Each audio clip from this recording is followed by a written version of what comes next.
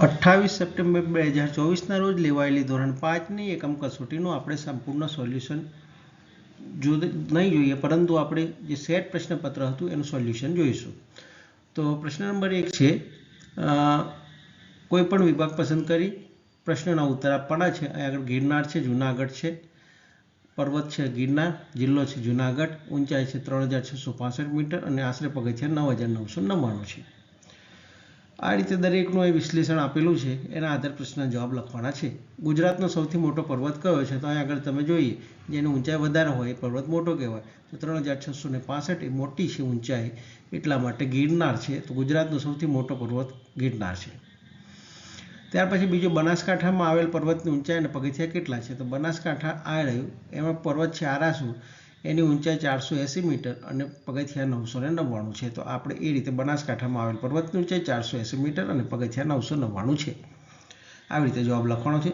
સૌથી નાનો પર્વત કયા જિલ્લામાં આવેલો છે? તો સૌથી નાનો પર્વત પણ એ જ છે, બીજો કોઈ છે નહીં, એટલે બનાસકાંઠા જિલ્લામાં આવેલો છે. અહીં જિલ્લાના ખાનામાં જિલ્લો લખેલો જ છે. આ રીતે આપણે કરવાનું છે. 1000થી વધુ ઊંચાઈ ધરાવતા પર્વતો જણાવો. તો 1000થી વધુ ઊંચાઈવાળા 1500 અને 999. 1000થી વધુ ઊંચાઈ એટલે આયરા તો 1250 અને 3665 આ બે પર્વતો છે એ 1000થી વધારે ઊંચાઈ છે. એટલે આ છે ગિરનાર અને ચોટીલા. તો ગિરનાર અને ચોટીલા બે પર્વતો આવશે. અહીં પાવાગઢ લખાઈ ગયું છે, એ ખોટો છે, એની જગ્યાએ આપણે ચોટીલા લખવાનો છે. અહીં ચોટીલા આવશે તમારે, કારણ કે મારે પગથિયાં ગણ જોવાઈ ગયેલા, એટલે અહીં પાવાગઢની જગ્યાએ તમારે ચોટીલા લખવાનું છે. બરાબર છે. આ રીતે ચોટીલા આમ સુધારી લેજો. બરાબર છે. 1000થી વધુ ઊંચાઈ ધરાવતા ચોટીલા અને ગિરનાર પર્વતો આવેલા છે. બાકી બધા 1000થી ઓછા છે. ત્યાર પછી પ્રશ્ન નંબર 5મો છે, સૌથી નાના પર્વતની ઊંચાઈ અને પગથિયાં જણાવો. તો સૌથી નાનો પર્વત છે એ આરાસરનો જ છે, બનાસકાંઠામાં જ આવેલો છે, 480 મીટર એની ઊંચાઈ છે, 999 એના પગથિયાં છે. પ્રશ્ન નંબર 2 છે, આપેલા પ્રશ્નોમાંથી સાચો વિકલ્પ પસંદ કરીને 5 પ્રશ્નોના ઉત્તર આપવાના હતા. તો 8:30 સુધીમાં તો ભીડ થવા લાગી, એટલે 8:30 વાગે લોકોનું ટોળું એકઠું થયું. આ જવાબ એનો આવશે. એ પુરુષ એકદમ ટાપટીપ વાળો હતો, એટલે કે કમ્પ્લીટ તૈયાર થયેલો હતો. તે માણસ એકદમ સુઘડ હતો. તેમની વાત મારા કાને પડી, તેમની વાત મને સંભળાઈ. મારે આ વાતમાં પડવું જોઈએ. તો એનો જવાબ થાય, મારે આ વાતમાં રસ લેવો જોઈએ. મારી બહેનપણીના પાકીટમાંથી કોઈ કાર્ડ તફડાવી ગયું. તો મારી બહેનપણીના પાકીટમાંથી કોઈ કાર્ડ ચોરી લીધું. આ રીતે એના સાચા જવાબો સામે મેં ખરું કરેલું છે. ત્યાર પછી ત્રીજો પ્રશ્ન છે, વિકલ્પોમાંથી પસંદ કરવાનો છે. આ કૌંસમાંથી પસંદ કરી અને જવાબ લખવાનો છે. ઝાડ પર વાંદરા કરે હુપા હુપ, ફળ ફૂલ ખાઈને બેઠા ચૂપાચૂપ. અહીંથી ચૂપાચૂપ લઈ લીધું. મેહુલ્યો ધરતી પર ખૂબ વરસ, જીવજંતુને લાગી તારી તરસ. તો તરસ શબ્દ અહીંથી લીધો. દાદાને માથે મોટી ટાલ, જ્યાં ત્યાં નથ ફેંકશો કેળાની છાલ. અહીંથી છાલ લીધું. હાથીના કાન તો સૌથી મોટા, મમ્મીએ બનાવે મેથીના ગોટા. મામા વહેલા વહેલા આવો, મીઠી મીઠી મીઠાઈ લાવો. આ શબ્દો અહીંથી ઉપરથી આપણે લેવાના હતા, એ લઈ લીધા છે કૌંસમાંથી. પ્રશ્ન 4 છે, પહેલા, અત્યારે અને પછી. એટલે કે આ 3 કાળની વાત છે, પરંતુ અહીં આગળ પહેલા, અત્યારે અને પછી. પહેલા બનેલી વાત અહીં લખવાની છે, થઈ ગયેલી વાતો છે.